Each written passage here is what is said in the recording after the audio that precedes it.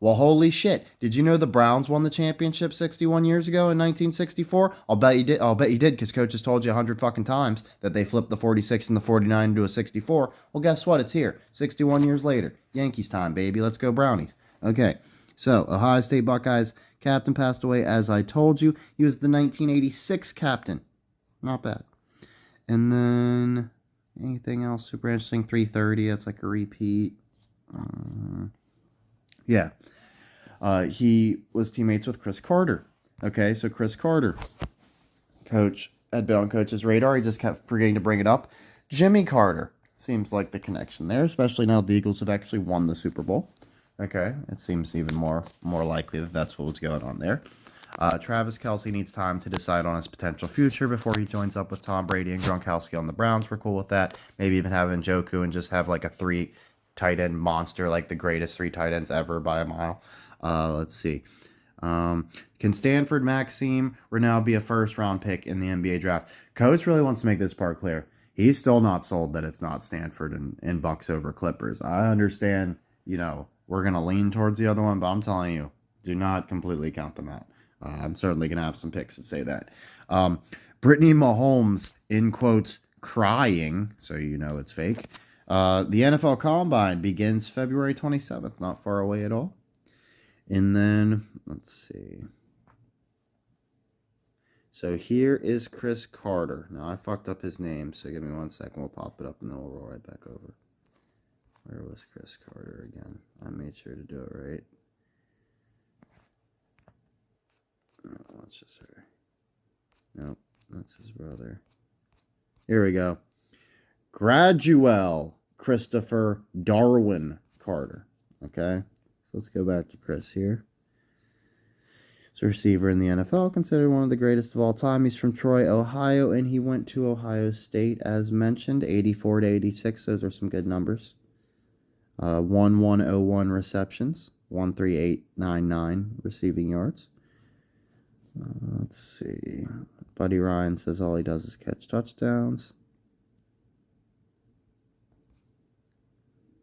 There might have been something there. Oh, yeah, so he's named after Chris Collinsworth. He said he would never be famous with the name Graduel, so that name is big flagged. If we see Graduel, we know something's going down. Alrighty, keep an eye out for that one. 1127 yards with the 1-1 touchdowns. Let's see.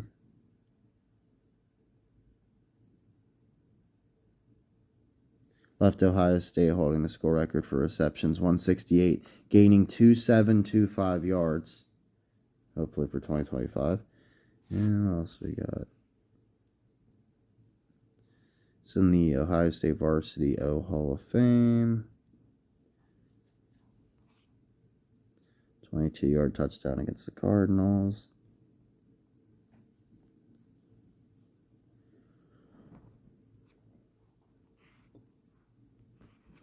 Let's see.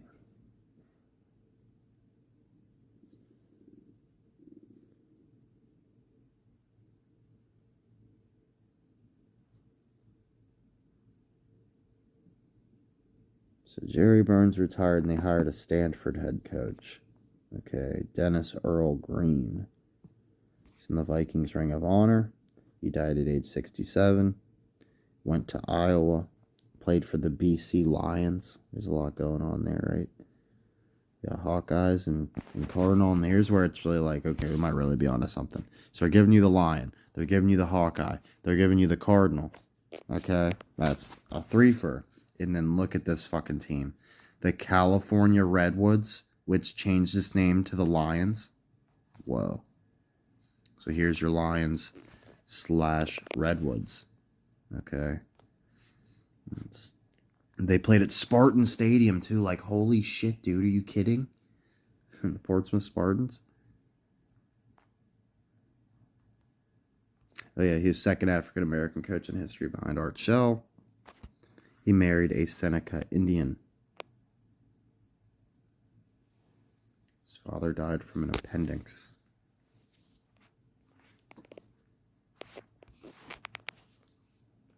Rushed 18 times.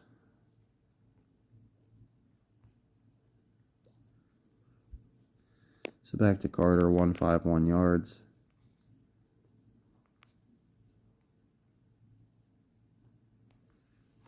763.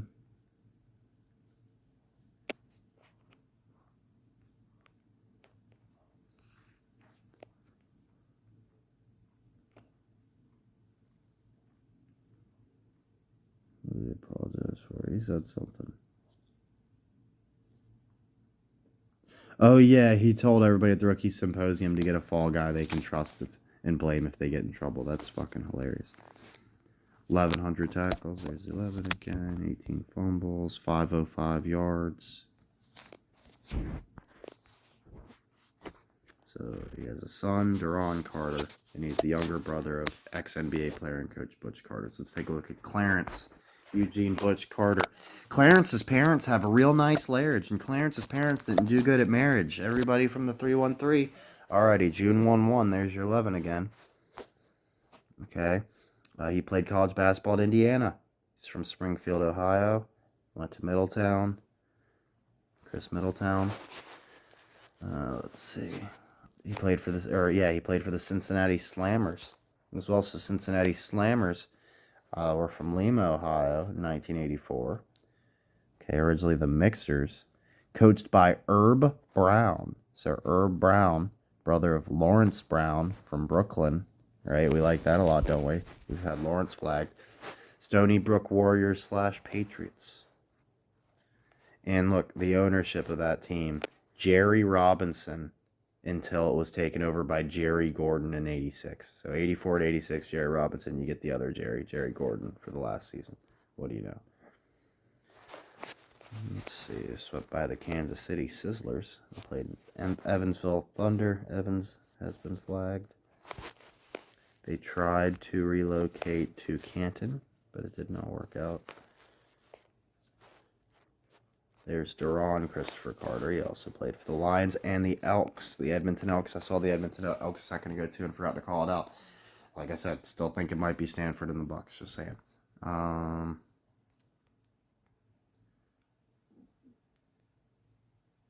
The team that drafts Deron Carter will get the most lazy, whiny, and non-work ethic player the NFL has ever seen. I played with him. Horrible person. Will be a complete cancer to any team on the board. Jeez.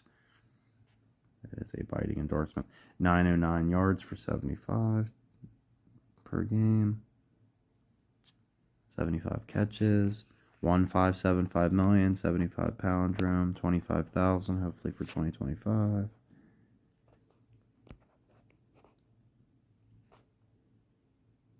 Ottawa Red Blacks, Rick Campbell. So Rick Campbell. Let's see. 3-time Grey Cup champion.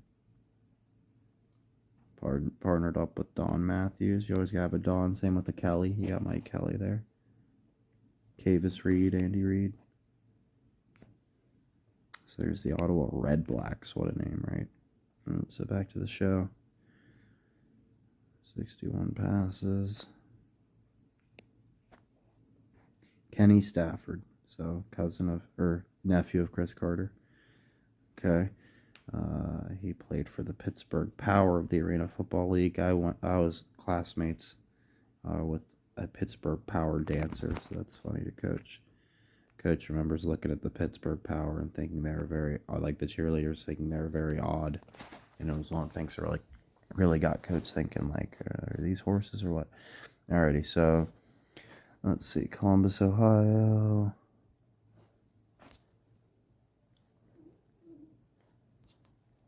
How about the Elks?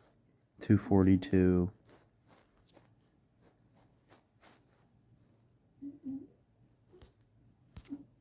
Okay. So let's get over. First, let's see the Nets. Do I have anything there I wanted to tell you? Oh, yeah, Mavs ownership is a major curse. We don't have to worry about the Mavericks at all. Anthony Davis, Kyrie shit, right?